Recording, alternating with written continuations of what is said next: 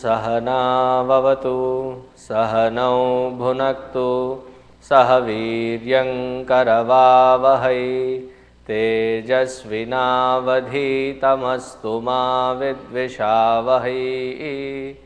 ॐ शान्ति शान्ति शान्तिः। गुरुर्ब्रह्मा गुरुर्विष्णुः गुरुर्देवो महेश्वरः गुरुरेव परं ब्रह्म तस्मै श्री गुरवे नमः। तस्मै श्री गुरवे नमः।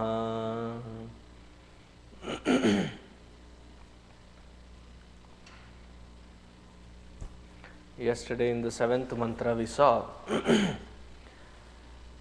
तस्माच्च देवाः बहुधा संप्रसूताः साध्याः मनुष्याः पशवः वयांसि प्राणापानौ व्रीहियवौ तपश्च श्रद्धां सत्यं ब्रह्मचर्यं विधिश्च।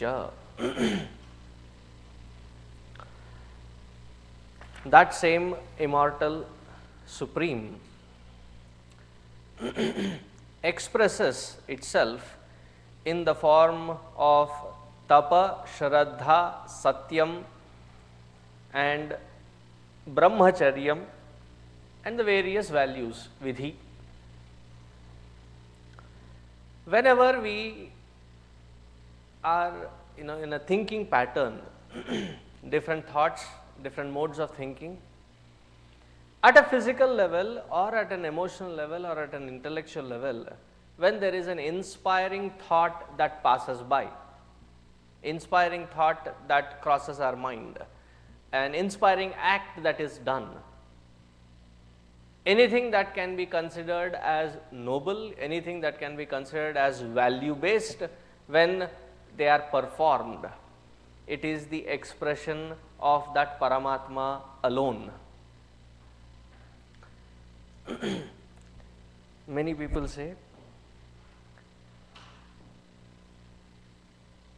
that I will do or focus on sadhana or satsanga.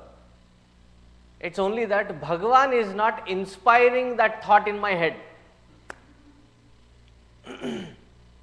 Whenever that happens, I will definitely come. It is not that Bhagavan chooses, picks and chooses who has to do this sadhana or not. That is a choice given unto each one of us. Meaning, if I have to perform a certain tapasya or not, it is a choice that I choose to make.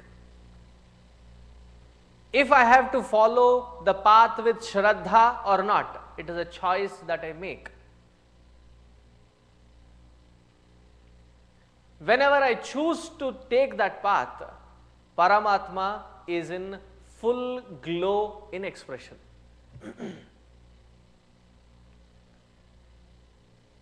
It is not to be misunderstood or misinterpreted, misrepresented that the tapas, shraddha, brahmacharya and various values are the expressions of Paramatma, so I am waiting for Paramatma. Why are you like this? Then our answers will turn out to be like Duryodhana's answer, saying that I know what is right, I know what is wrong. But the only thing is, kenapi devena hridisthitena. It is some God who is sitting in my bosom, in my heart, who is not inspiring the right values from my heart. What can I do? That becomes an easy cop out. Meaning that there would be no difference between us and Duryodhana. So what do? We make a firm decision, we choose to tread this path with shraddha, and lot of tapascharya is required. Though it is not insisted here, probably because the Rishi here must have thought, if you have come to the level of understanding the Upanishads, the earlier portion need not be described. one of the portions that probably must have omitted here, thinking that the student must have been prepared, is another step, and that step is called titiksha. Without having titiksha, trying to do tapasya is like a process of undoing. What kind of undoing? On one side we want to do tapasya, without having the titiksha, we will be undoing our own tapasya. That is why that first step of titiksha has to be understood rightfully. What is titiksha and tapasya? What is the difference between these two? Titiksha is when things happen in our life, small, big, indifferent, good ones, bad ones, does not matter. Various experiences that we go through, things happen in our life. To carry forward from one experience to the other with balanced, equipoised mindset is called titiksha. Instead of carrying forward, moving forward from one experience to the other clean, we carry forward without the fine tuning and cleaning to the next experience. We carry forward this experience reminiscence into the next experience. And when we carry forward this particular experience reminiscence into the next experience has a vulnerability of getting corrupted. Supposing you were in front of somebody that they really did a wrong job and you were angry. Until you put it in those kinds of hot words, it will not get across. So you expressed your anger.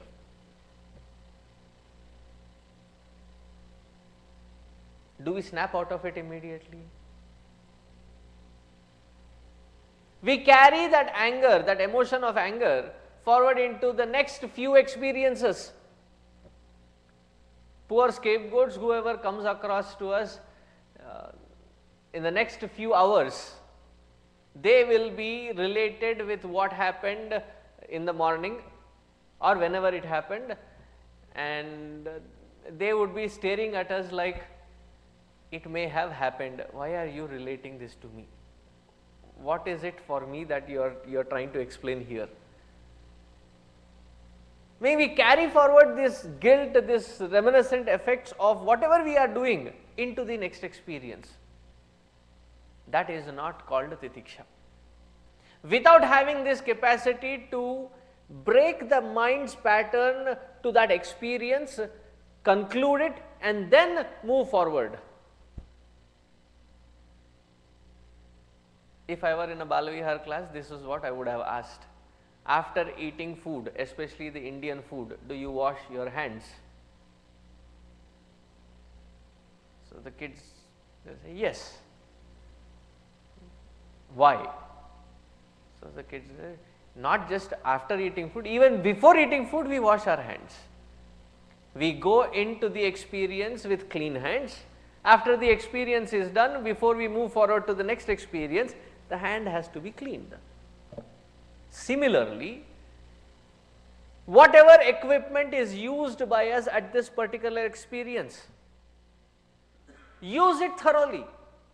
But when we move forward to the next experience, clean this equipment here and now and then move to the next experience. Learn how to put them in folders. As you save things in folders in your bank statement comes, the mortgage statement comes, then the taxes come, you have different folders. You don't just jumble all of them into one. Sometimes when by mistake you look into some people's wallets, purses, so there will be like so many bills. And the wallet is this big. I said, what are you carrying? All bills, Swamiji. Because it has been all just shoved into it, cluttered. Now with that kind of cluttering, when we move forward to next experience, are we justified to give our 100% to that experience? Probably not. Though we end up saying that I gave it my best, but we are not doing a good job in giving our best because we are carrying forward from the past. That has to be learned, that has to be snapped. The difference between tapasya and titiksha is tapasya is self-invoked, whereas titiksha is with regards to the experiences that come by, which have the capacity to challenge us. These are our own experiences. We don't have the ability to shy away from them, run away from them. We have to face them. How balanced we can face them is titiksha. And once that is understood, once that kind of life is being lived, then the next step is to introduce tapasya, discomfort. You may never have heard tapasya being interpreted as discomfort.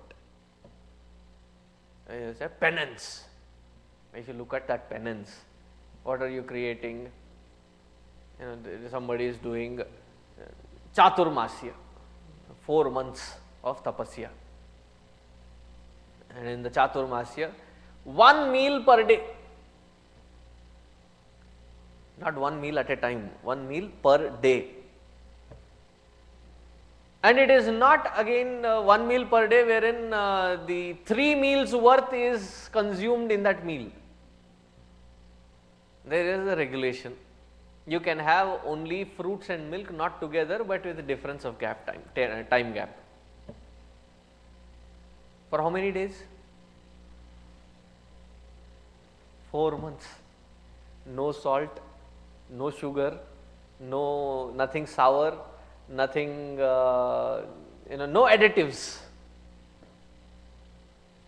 Fresh fruits and milk.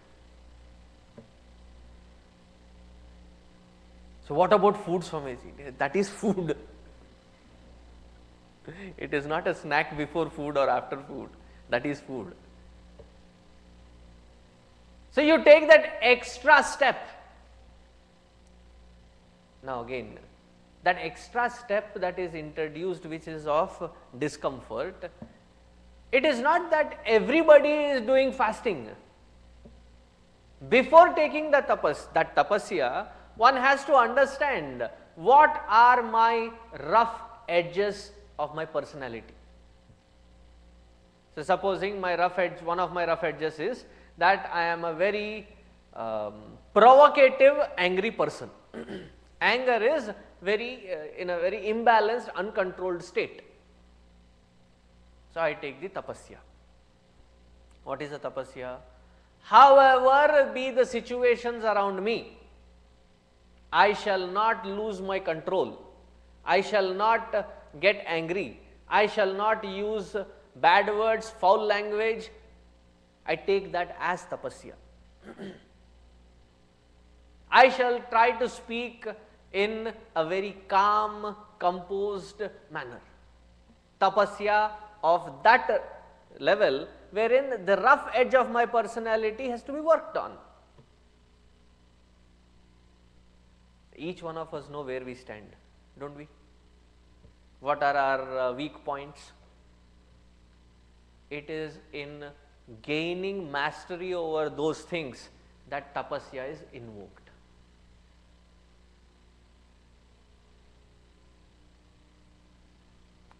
When people ask, God's grace, do we have to be qualified to get God's grace, or is God's grace equally there on everybody? I make the third statement, which can confuse people. I tell that God's grace is uniform on everybody, but how you tap that grace is in your hands. See, we have all these light fixtures. which means electricity is functioning, the light fixtures are functioning, and we are being illumined by these light fixtures. Why are they on? Because at 6:45 when I came in, I turned it on. That effort to turn it on allows the grace of electricity to flow through these instruments. That choice I have to make. Similarly, in our life, if we want to move forward, if we want to grow, we have to understand our own rough edges, our own personality in and out. It requires a lot of courage. Courageless cannot dwell deep into their own heart. It is very difficult to see oneself with that kind of scrutiny. In order to have that ability to see, that courage to see, that balanced, equipoised mindset is required. Once titiksha is applied, there is an amount of balance. It is not perfect balance, but there is a certain amount of balance that is gained. With that balance, then I start looking at various edges of my personality. Every day my complaint is I overeat. I am taking a very, very gross example. Every day my, I don't know what I have to do. The solution is staring at your face.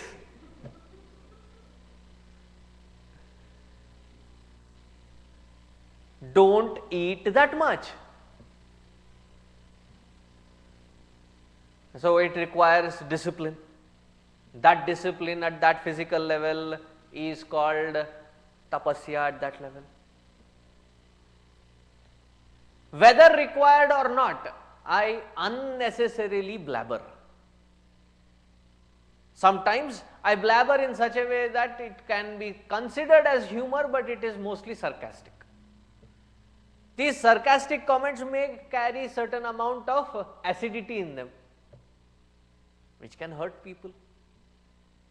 And you see that it is hurting people. I end up saying, whatever is in my heart, I say it, I don't keep anything. You may have trash, why do you have to dump it on us? Before you dump, filter it.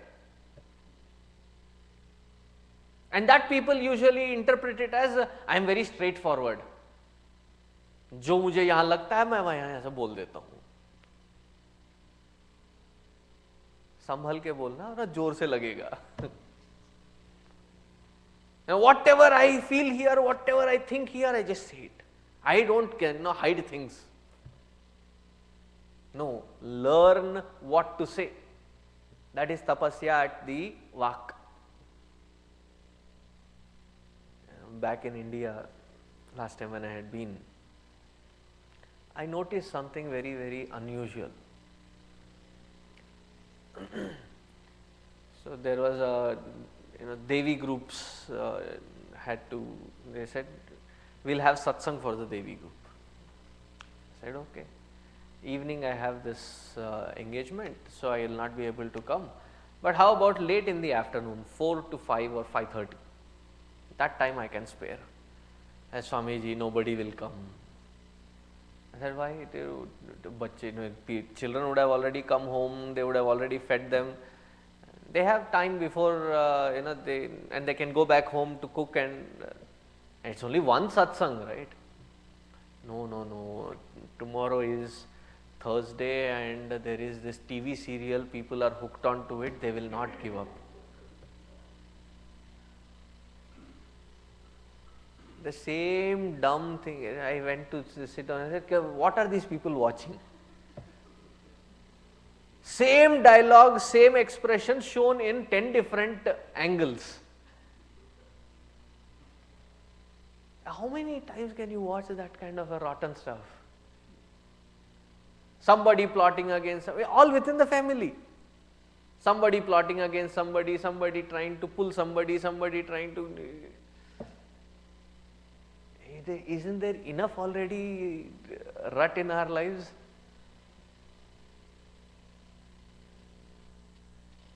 So then that becomes tapasya.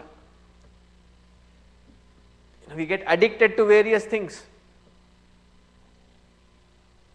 Getting rid of these addictions, it becomes a tapasya. But that choice, that grace to be invoked is my effort. I cannot say that I am waiting for God's grace. God has already given that buddhi. Use that buddhi in invoking this tapasya. Various aspects of our personality. Okay, let me ask this question. I don't need an answer, but truthfully investigate. Are we perfect? Second question. In various aspects of our personality, is there anything that can be claimed as perfected?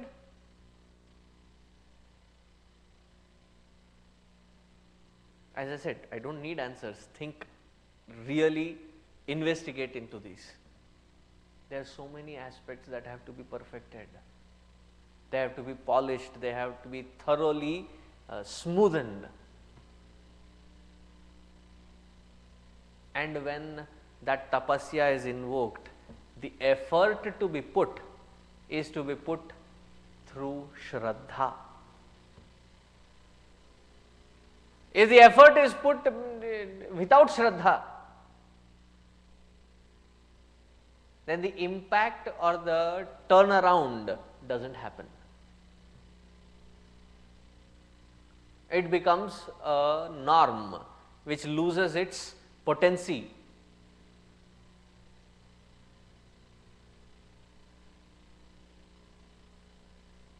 And we will end up with a chore. Why are you doing this? They told me to. That's why I am doing it. That person has to invoke that Shraddha and perform this tapasya. That is when truth will be revealed. Here truth is not something which they are talking against the lies. Here truth is the absolute truth which is said.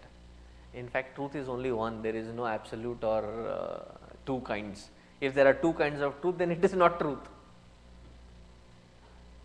Are you getting it? There cannot be two different kinds of truths. There is only one truth, and that always is absolute. And here truth means satya. Satya means that existential reality can be revealed only when we are willfully challenging ourselves every single day towards perfection. And Guruji puts it beautifully. He says, road to perfection is always under construction. There is never a day where we can claim perfected. No, it is present continuous tense. There is always enough to be perfected. Shraddha, tapaha, satyam, brahmacharyam. Brahmacharyam is not to be misinterpreted as celibacy. Celibacy is 1/10 of the aspect.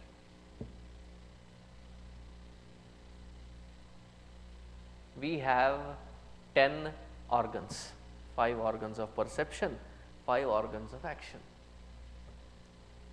It is not about control, it is not about how much you can resist, it is about how well you can balance. It is not that we should not see, it is not that we should not hear, it is not that we should not speak. Speaking is easy. Never to speak is also easy. But to understand when to speak, what to speak, when not to speak, how much to speak, when to keep quiet, that requires amazing balance. Seeing is not a problem. what we see, make a choice. Swamiji, there is so much bad in this world. There is equally good amount of good.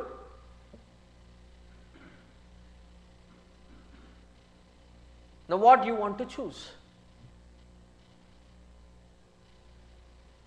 Swamiji, I am frustrated with hearing all these things. I said, do what you do in Vedanta class. Selective hearing.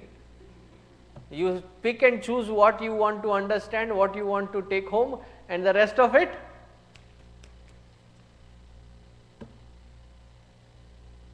to maintain that balance wherein I choose. It is easy to that, the three monkeys, don't see, don't say, don't hear. It's very easy to shut. But to keep it open and yet not have it impacted in such a way that it is lost, that balance is called brahmacharya. Celibacy is 1/10 of the aspect, 1/10 of the problem. And the one who has all these 10 in balance,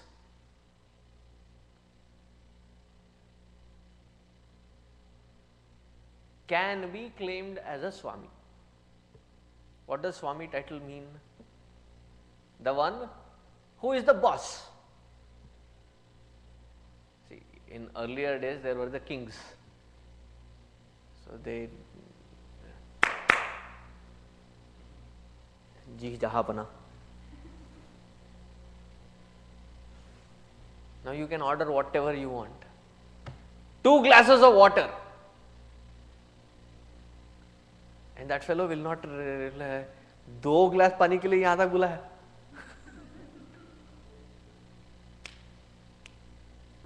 You know what? I'll give you a pot of water. Whenever you feel like drinking, just pour and drink.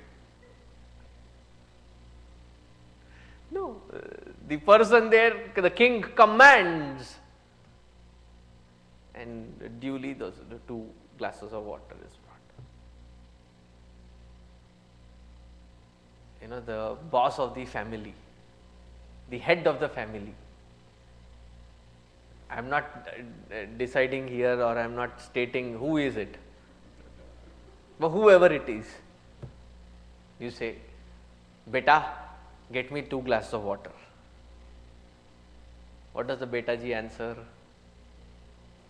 Dad, mom, you are closer to the water faucet. Go get it yourself. Frustrated, you get up, and then the beta sahab says, anyway you are going, get me also a glass of water.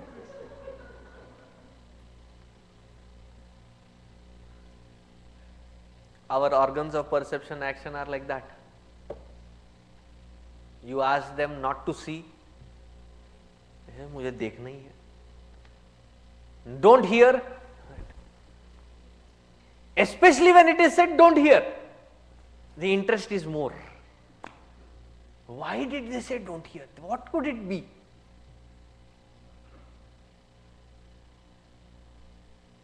So we were in a meeting, and Guruji was also there. He said, close the doors, only you people will be here.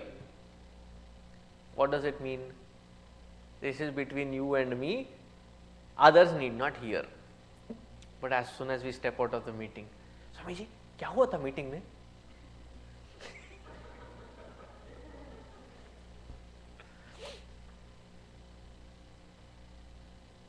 Don't eat. Now these regulations are something that we have to invoke for ourselves. Externally it cannot be thrust on us to maintain that balance.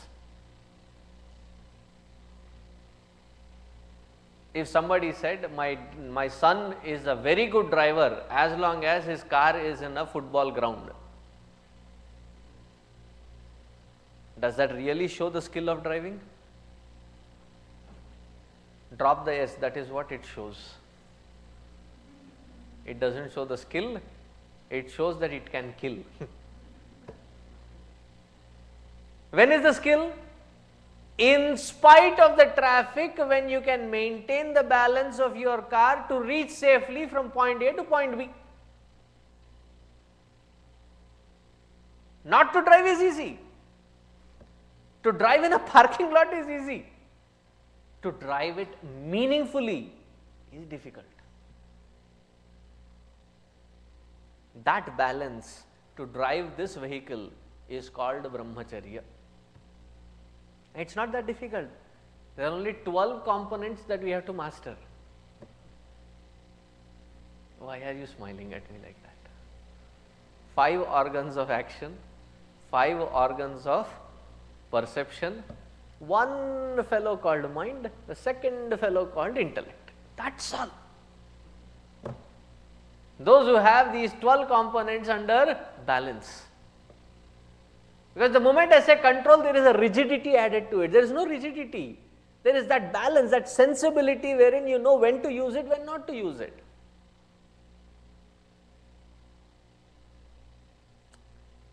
And then vidhihi, to invoke and follow values of life.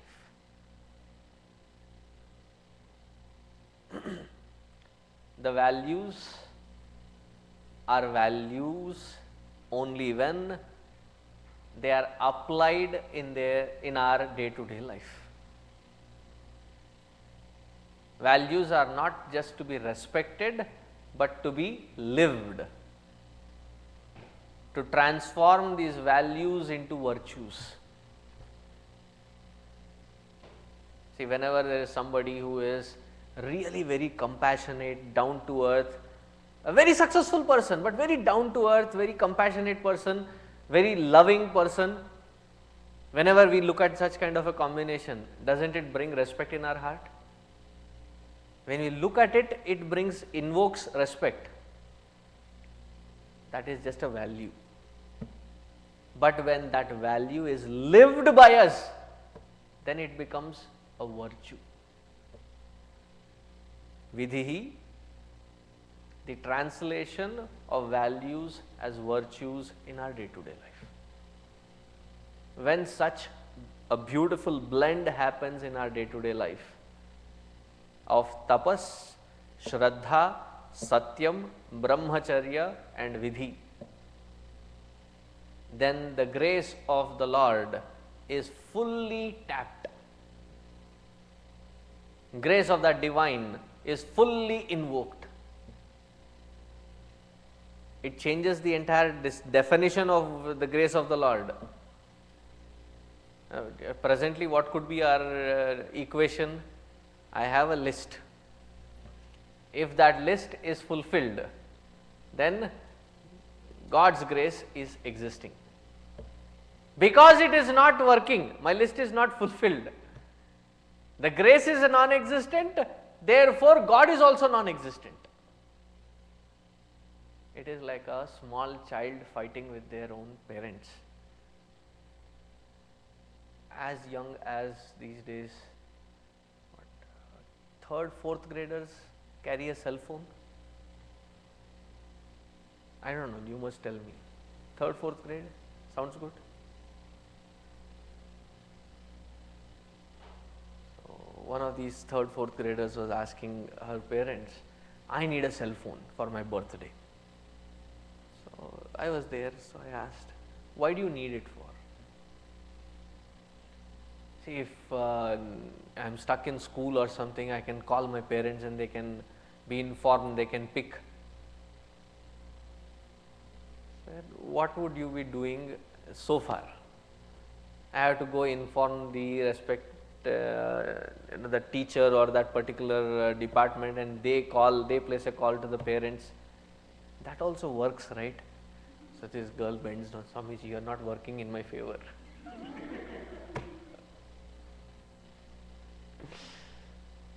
Your analysis is going to make this whole thing, down the drain kind of a thing. You are not working in my favor. So please. I said, okay. I'll back off.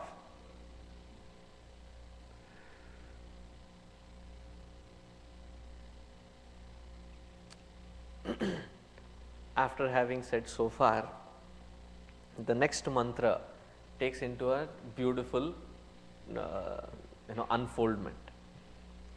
It says in the 8th mantra, Sapta prana prabhavanti tasmat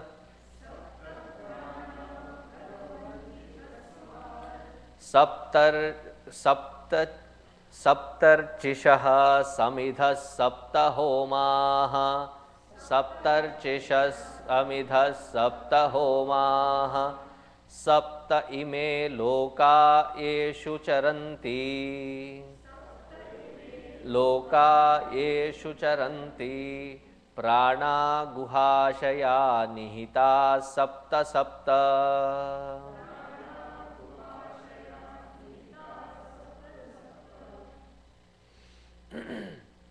Here they have taken a good combination of 7. What are the 7? Saptarchishah sapta pranaha prabhavanti. There are 7 flames in a human being. Did you know that? That we had 7 flames. Go home, stand in front of the mirror, check for 7 flames. These 7 flames are all in the head portion. That is why the head is called Anganam, or among the different limbs. Uttamangaha is the most sacred one. Why is it sacred? 7 flames are here. What are these 7 flames? 2 eyes, 2 ears, 2 nostrils, and 1 bottomless pit, the mouth. 7 holes. Through these 7 holes, the flames are constantly coming out. Samidhaha sapta homaha. So, in the Havan, in the Homa or the Yajna Kunda, there are various details. Today, if I had to take an example, I would have probably used a computer. Input output devices could have been sufficient. In those days, the example was Havan, which was the Nitya Agni that they were performing. So, that Nitya Agni was taken as an example. So, when you perform the Havan, though some places it is used in a very trivialized form, wherein you just in the fire pit you light the fire and then start offering oblation. Why? I don't know what is with this fire and offering into the fire. All age groups love. Swamiji, whenever it is that swaha swaha, tell us, we will start throwing things inside.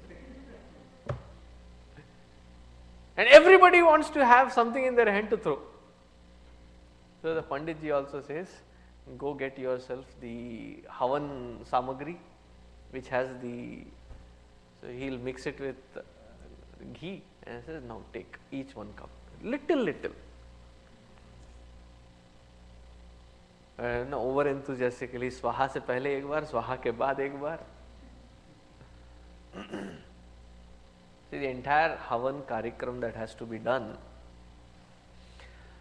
the count as to how many bricks go in making that Havan Kunda, there is a science to it. There is a calculation to it. What kind of wood to be used? There is a specification to it. The mango or the people, and what kind of fire to be produced, depending on that kind of wood to be used also is decided. Supposing they have done the havan for the day, but they want the havan to be enlivened, like it should not go out, the fire should not be put out. So, they add the mango trunk or pieces of mango wood into there. Why? It burns slowly. At the people wood, the people tree's branches, dry people tree, it just burns off in a jiffy. Even just before the Purnahuti, you need that people wood to be brought in and arranged, so that the flames are well nourished. There are various kinds of woods. There are specifications to it. What mantra to chant, what kind of offering to be given at that particular time. So, supposing you are sitting and eating. Just imagine, okay, vividly imagine this.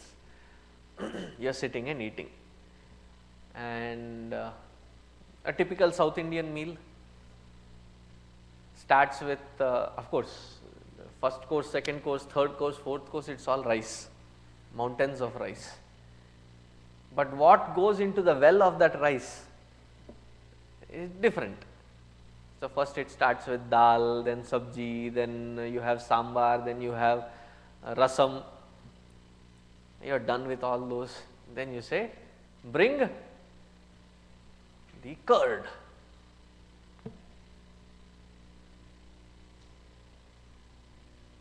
And instead of serving the curd, the person who, they serve you dal or sabji again, or dal or sambar again into that rice. What would be your reaction?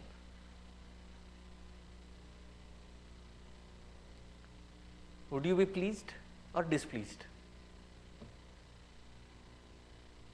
That is why I said think vividly. You are eating and then there is a final few morsels left, and I say curd, and they come and pour sambar. Hey, I asked for curd, where is that curd? Right? In a sequence you have to offer what has to be offered in that sequence. Similarly, when the mantra is being chanted, what mantra to be chanted, what fire, what oblations to be offered are also very specific. In today's world, we do not understand those specifications. So, the beauty of this mantra and its example may not be cherished that well. There are certain kinds of havan which are done like Chandi Homa and Shatarudriya Homa. You have to offer lotuses. In some of them you have to offer red chilies. In some of them you offer black pepper. In some of them you offer the cooked rice. In some of them you offer the navadhanya, the mixture of navadhanya. Some of them you offer the puffed rice. So, the offerings are also very specific. So, the comparison here is each one of these flames, eyes are fueled, the fire of the eyes are fueled with the forms when offered into that fire. Can you offer sound into the eyes? It does not happen. Can you offer food into the eyes? No, that has to go here.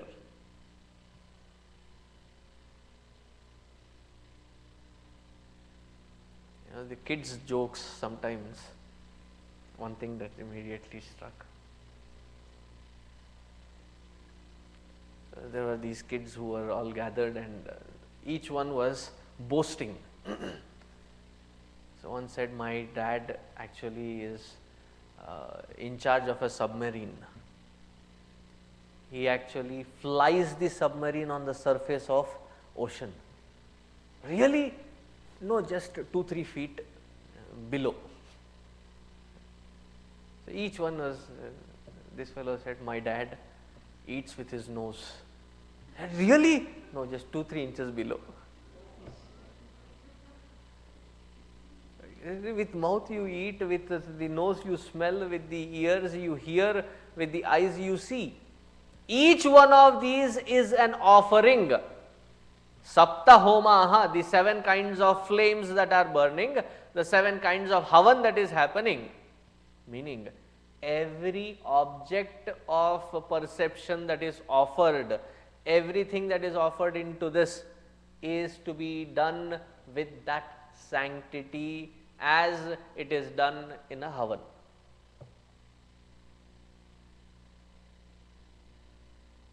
Which means we have to break the pattern that anything and everything should not be offered. Why? Oh, ऐसे पड़ा था जिसे मैंने खा लिया. And that is a major distraction, right? I asked the same question and somebody, I think it was one of the American presidents, he defined self-discipline very beautifully. Self-discipline or self-control? I think it was self-control. He said, to eat one salted peanut and to stop is called self-control. Have you tried eating one chip from the packet and then stopping? Stop ही नहीं होता. When does it stop? When the packet is empty. Whether the packet is a small packet or a big packet. Very dangerous. What has to be offered? When it has to be offered? Is it that time to be offering it? So, every act is that sacred act, meaning, see, more on the focus not of what to be offered or when to be offered, from the perspective that consciously perform every single action. That you are not dumping data in, you are not dumping various things into yourself, but you are consciously choosing what goes in.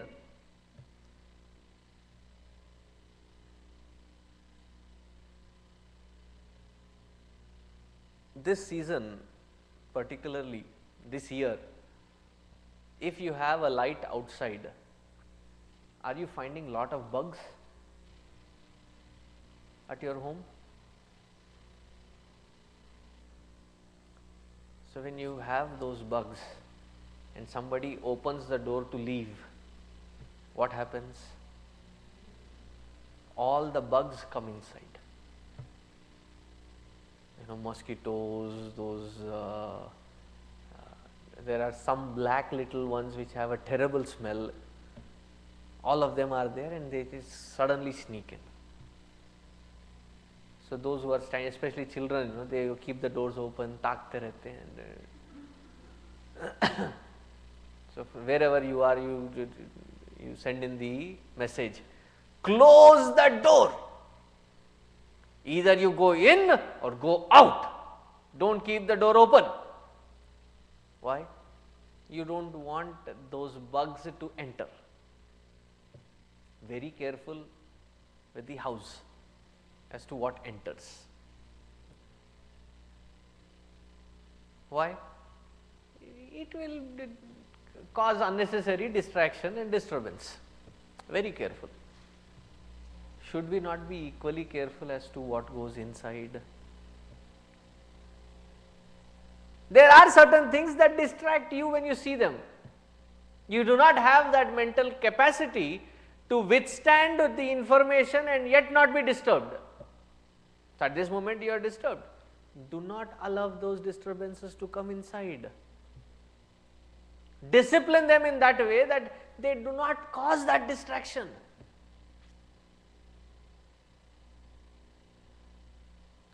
Swamiji, whenever I see such things, I lose it all. So, when you see it, you are going to lose it. So, before you lose it, what should you do? Tighten it. And because we cannot tighten it, there is an Indian term, It is not used in the West. When somebody loses it all, are you lose? भाई कुछ तो ढीला है. Why should you allow it to come inside to disturb? We allow it and then whack ourselves to pain and misery. At this moment, I do not have the stability. Accept it that I do not have that kind of bandwidth of stability.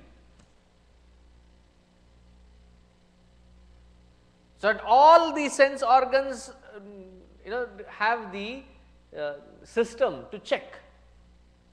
Is this worthwhile to get inside or not?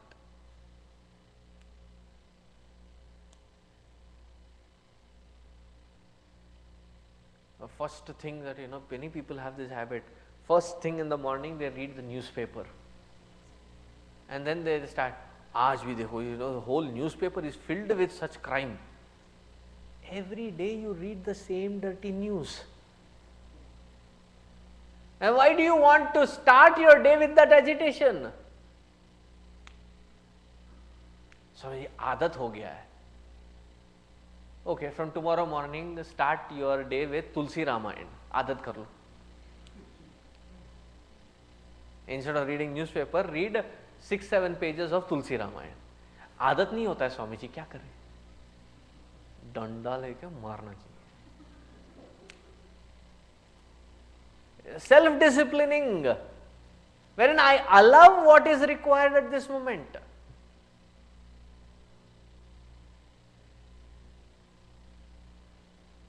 What to hear, what to see, what to smell, what to taste. Some of the kids that I love this trait in them, because when we go for the camps, these kids are very clear. When we start serving, the first question they ask, does it have nuts? Why? I am allergic to nuts. I cannot handle it.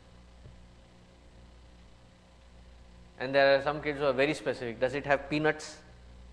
I am allergic to peanuts. I am not allergic to any other nuts. So one of our Swamiji entered into the hall and he said, are there human beings? I am allergic to human beings.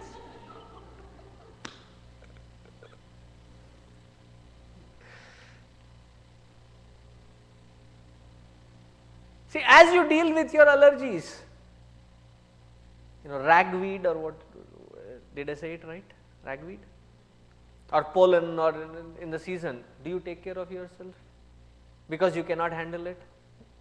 Similarly, what you allow inside your heart through these sense perceptions, through these flames, do not allow things that distract you, disturb you, agitate you.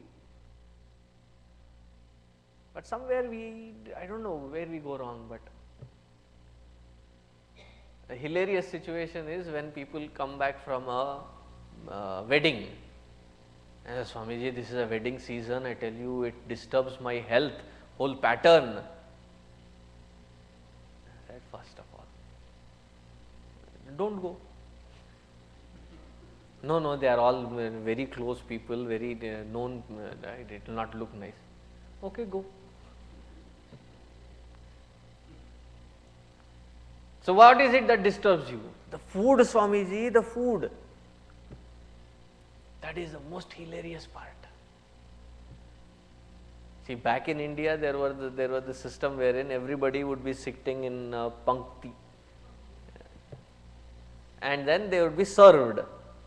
And those who are serving usually are the family members, and they force feed. I understand. You don't have a choice. दबा के खाना नहीं पड़ता, दबा के खिलाते हैं.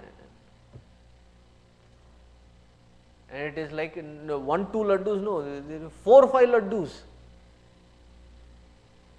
And they will stand there, eat.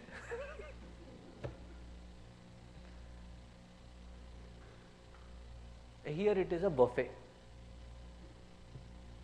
Who is forcing you? Sometimes nobody even bothers if you have eaten or not.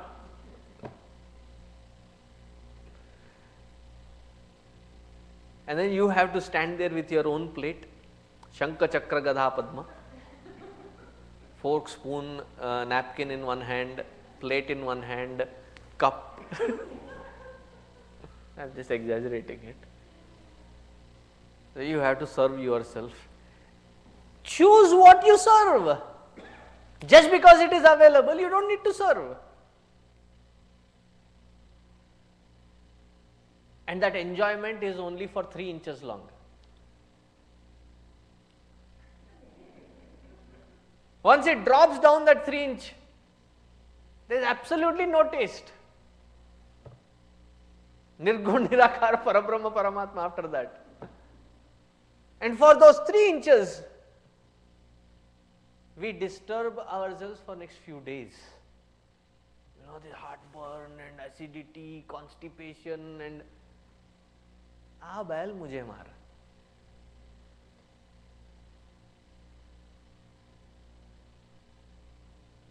You know, one whole plate of rice and puliyodre, upma, vada, 2-3 pieces of roti, then idli, then 4-5 different curries. I am talking of the Indian restaurant buffet. Okay, first round. And then they come take an order of dosa. That too. And then there are these pakoda and all those chatpata things. That's the second round. And then by the time dosa comes in, third round. Now the fourth round, the yogurt rice, then the fruits and sweets, dessert. So I would usually go once, come back, and I'm done. Somebody forcing me, go Swamiji, go.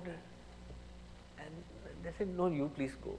And I knew them very well, so I asked very point blank, do you eat this much at home?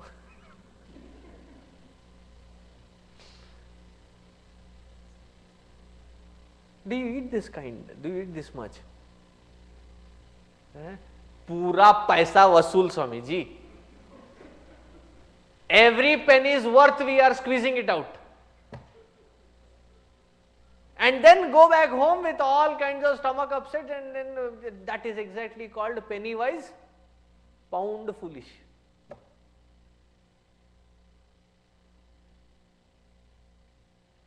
See, the Sapta Loka, the 7 worlds, the 7 points of nodes of interaction that the brain entertains, has to be enriched, depends on what input you allow inside. Here Sapta Lokaha doesn't mean Bhur Bhuva Suha or the lower worlds of Atala, Vitala, Sutala, Rasatala, Patala, but it is talking about the 7 nodes of recognition, the world of that particular instrument that it creates inside. If it has to be enriched as an experience, who has to make a choice? We have to make a choice as to what should be allowed. Guhashaya Nihita Sapta Sapta. Everything that enters inside, Guhashaya. Through these 7, as an oblation into the 7 flames, creates its 7 different worlds inside, the world of hearing, the world of seeing, the world of speech, the world of taste, the world of all these. When it is created inside, each one of them should be of that texture which is satisfying. We put all kachda inside and then say, my life, it sucks. Why? because we have allowed ourselves to be the sucker.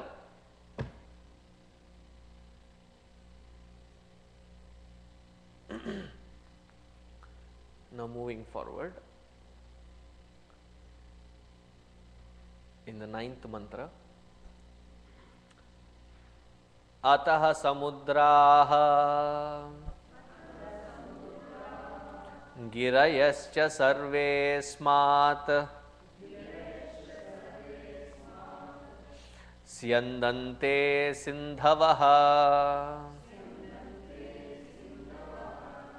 sarvarupaha atascha sarvaha ओषधयोरसश्च येनैष भूतैः तिष्ठते ह्यन्तरात्मा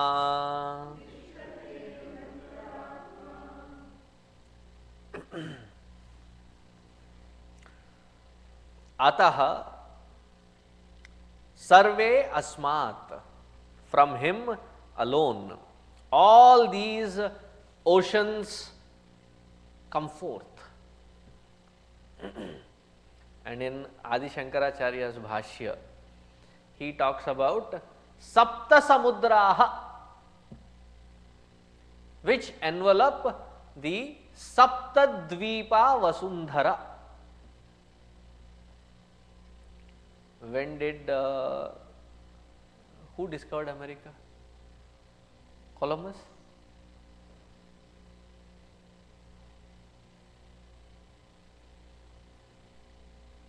When was that?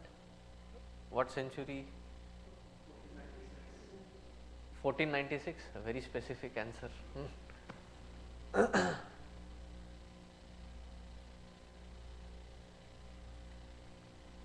Adi Shankaracharya, who is 2000 years plus old, he refers to the earth as Saptadvipa Vasundhara. Vasundhara, earth, has got 7 continents. And this particular continent is called Krauncha Dvipa. There is a name for this American continent. North American continent is called Krauncha Dvipa. And all the 7 oceans are also mentioned. The reason I am going off the topic is that yes, it may have been recently discovered again by Columbus, but in my opinion it had already been known to our people that earth was not flat, earth was round, and there are 7 continents, there are 7 oceans that envelop. There is the Arctic and the Antarctic, which is practically not advisable to stay. The 5 can be stayed in. These details were already known to them. Samudraha, in fact in Bhagavatam, when you read the 5th canto, it is a very beautiful chapter for geologists. Not chapter, the canto, the whole canto is, it talks about 7 different continents, what different rivers flow in those continents, what are the different mountains or mountain ranges, what kind of weather, what kind of vegetation, what kind of cattle or animals grow. When the entire description is very beautifully laid out. So, Samudraha, Girayaha, Sindhavaha, Sarvarupaha. All these different kinds of mountains, rivers, oceans, all of them are from that Supreme alone. Meaning, the Supreme is expressing not just in the conscious format of human beings or the devas or the pashu or the pakshi, but also as the inanimate. Sometimes when you go trekking into these different parts of the mountains, I have a very weird imagination, because it is practically impossible to find sometimes that there are these huge boulders and they are on the top, okay, with such beautiful balance and nothing to support that balance. It feels like, you can just go push it and it's going to tumble down. And it is like, one stone on the stone with such balance it has been. So, my imagination goes wild. Probably when Shiva and Parvati had, the two kids, Ganesha and Kartikeya. So they used to give them a little bowl and they said, khelo, play. So they would take all the sand and the mud and the stones and then they would heap them into, and then they remove, there are these different shapes, and those are the mountains. And on the mountain tops they have put those little stones on, one on two. We used to play that 7 stones with the ball. So similarly they must have played, and those which did not fall after playing stayed on the mountain. In my imagination. See, all these different formats of inanimate is also essentially the expression of that Paramatma in the form of existence. And we have already seen a couple of mantras earlier that all these inanimate also throb with energy. Every aspect of this creation is an expression of that energy, Paramatma's energy. The entire cosmos is strung together with that energy. Syandante sindhavaha samudraha girayaha sarvarupaha, different forms and shapes. Some of them have a golden color. I don't know if you have ever been to the Zion National Park. Just before you enter, there is this whole pattern of mountain wherein it looks as if somebody has sit down with that chisel and a hammer and carved out pieces of squares in that mountain.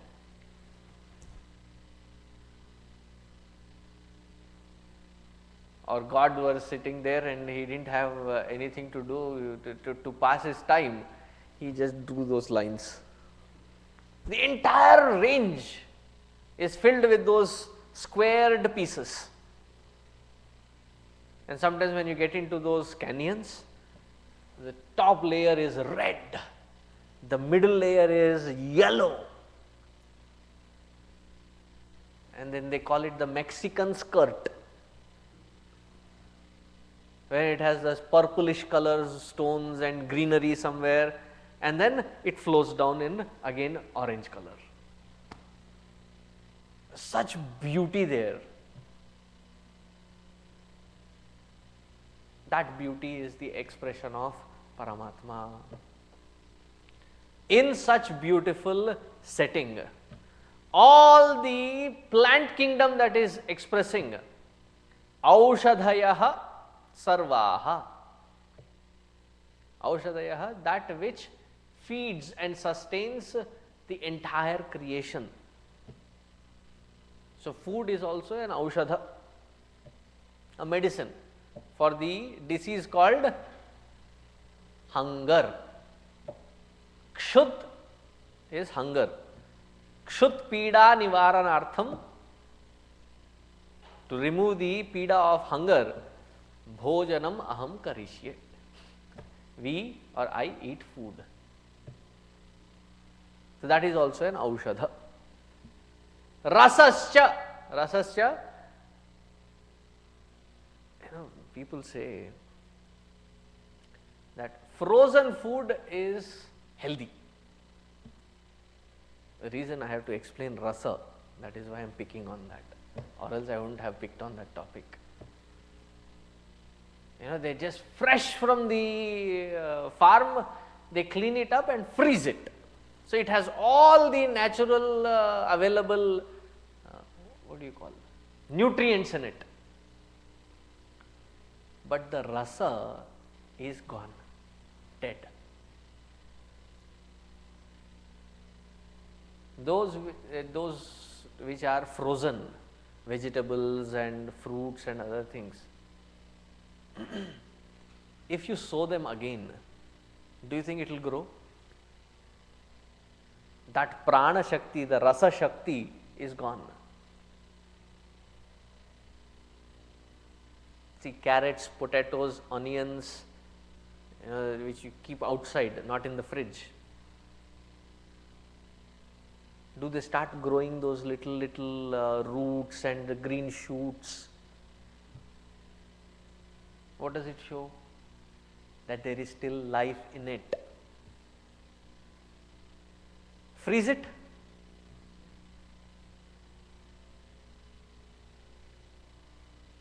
And then that we eat. It's already lost its rasa. One meaning of it. The second meaning of it is only in our Hindu scriptures we find this beautiful poetic expression that Paramatma is in the form of rasa. South Indians will be happiest. Every day we can now make Paramatma. Why? Rasa.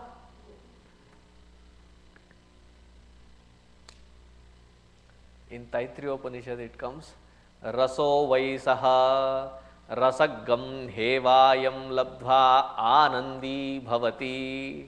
Raso Vaisaha. That Paramatma is expressing as rasa, the essence of everything that is existing. What is the essence of a flower? Its fragrance, its beauty, its color, all this put together, that rasa, that essence of it is Paramatma in expression.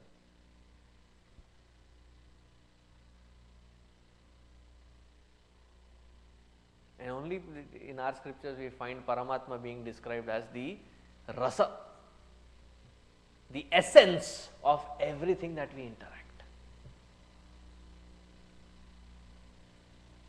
And then the Rishi continues to say,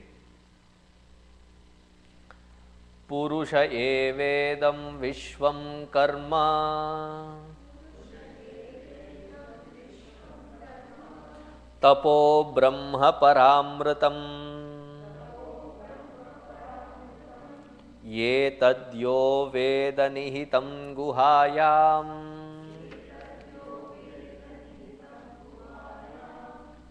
so vidya granthim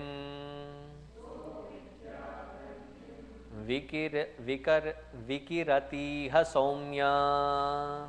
Vikirati ha saumya.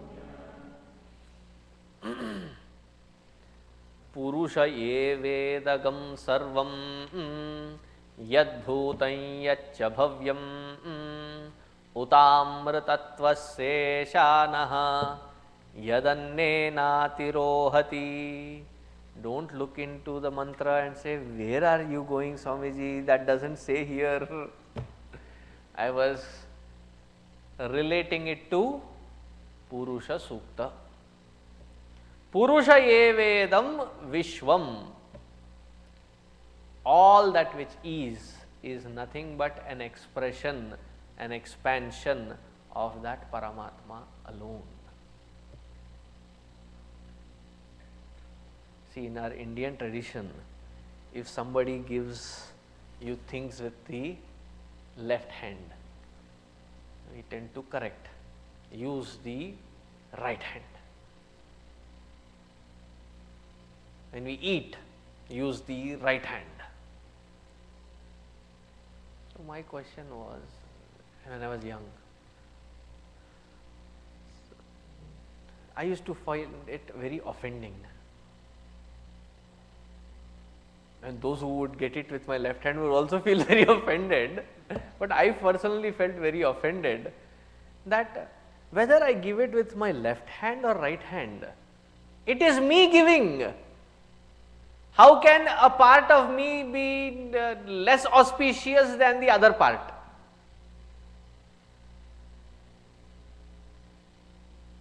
As much as the right hand is important, the left hand is also important.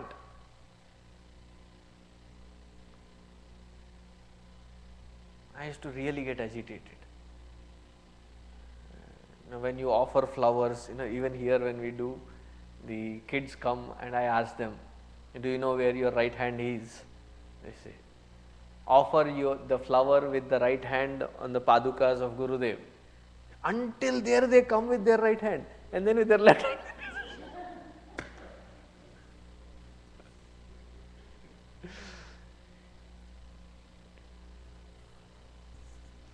So I keep thinking, whenever that happens, Bhagwan, for them right and left doesn't make a difference. You accept as is. See, the purpose of right and left is because the left part is logical, left part of the brain is logical, hence use the right hand which is coordinated by the left part of the brain, so that you are more conscious. The right part of the brain is more into arts and emotions, so which controls the left part. So use the right part, right hand. So that whatever is auspicious, whatever is to be done consciously, do it with right hand. It is not, whether it be right or left, isn't it an expansion of yourself? Isn't it an expression of yourself? Many parents who are sitting here, whether it is an older child or a younger child, whether it is a boy or a girl, when you look at your children, don't you find that they are your own extension?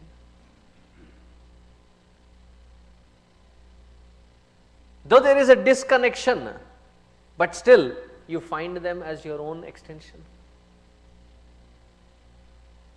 Similarly, Paramatma is extending, expressing as this entire universe and constantly expanding.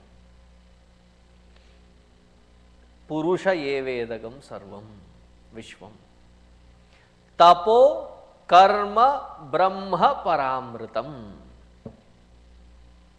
All the karma, all the tapas that is expressed. What kind of karma? That also has to be understood. If everything is Brahman, why are we stuck where we are stuck? If even the karma is Brahman, so I should be fine with doing whatever I feel like doing. Why all these regulations of what you said in the earlier mantra of maintaining the titiksha, then tapas, then shraddha? Because that Paramatma is expressing and expressing through my actions as well. Those actions which take us to that balance within is the expression of Paramatma. Those actions which takes us away from that balance are the actions performed by the entity called ego.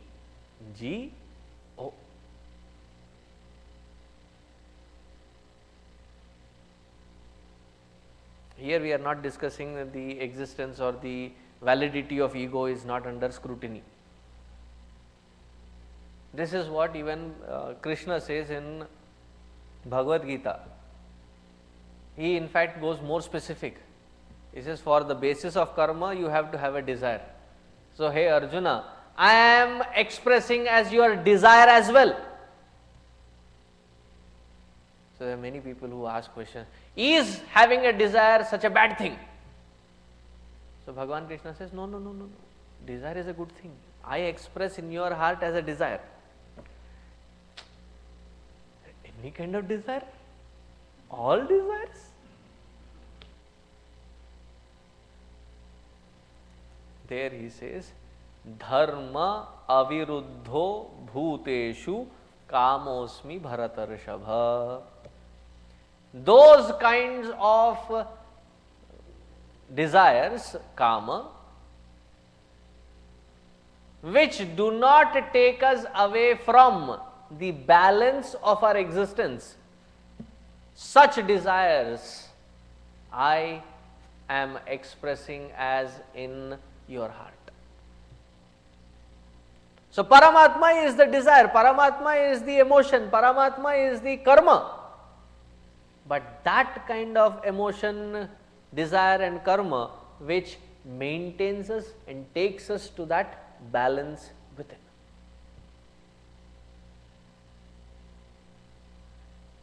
That which is disturbing, that which is distracting us away from that balance. See, here I am not talking the distraction as likes and dislikes.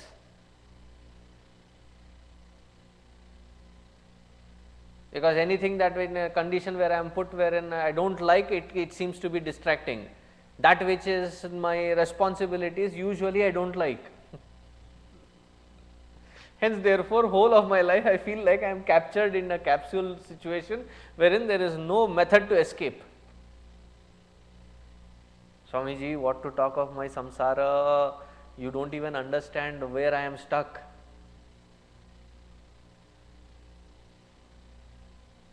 I tell them, you do not know where I am stuck.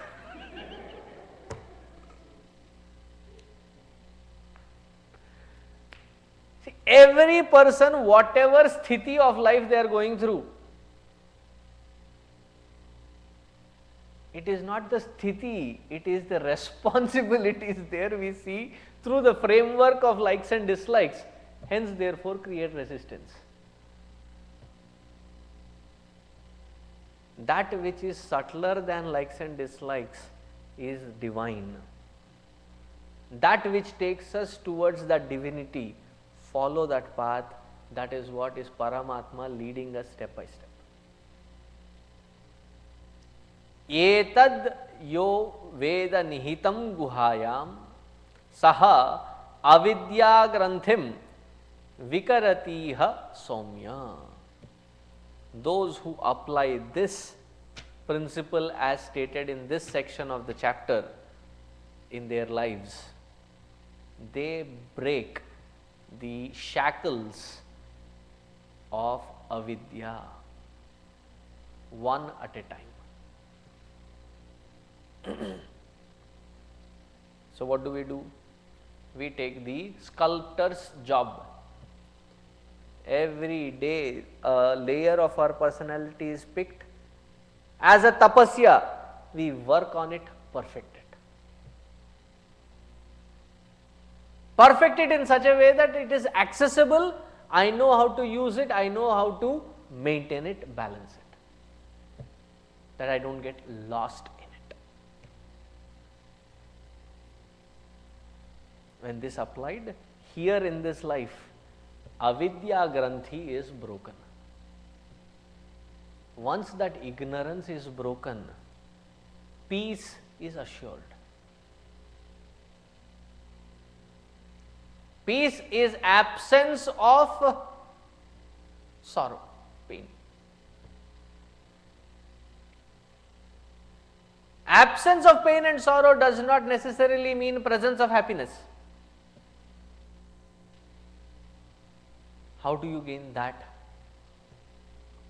That the Rishi says, come back in the next chapter. Actually, I was planning to continue this till tomorrow, but as it seems like that we have to start a new chapter, and I do not want to start a new chapter for a day, because we do not have this time on Friday, we have it only till Thursday. So, the yajna concludes today, so that the next chapter we can open it up fresh, so that I do not need to restart the entire 2-3 shlokas or 2-3 mantras that I introduced tomorrow again to be reintroduced in the next yajna. So, we will start it fresh from next time. So, if you have marked your calendars for tomorrow too, stay home, enjoy. Om Purnamadaha Purnamidam Purnat Purnamudachyate Purnasya Purnamadaya Purnameva Vasishyate. Om Shanti Shanti Shanti. Harihi Om. Shri Gurubhyo Namaha. Harihi Om.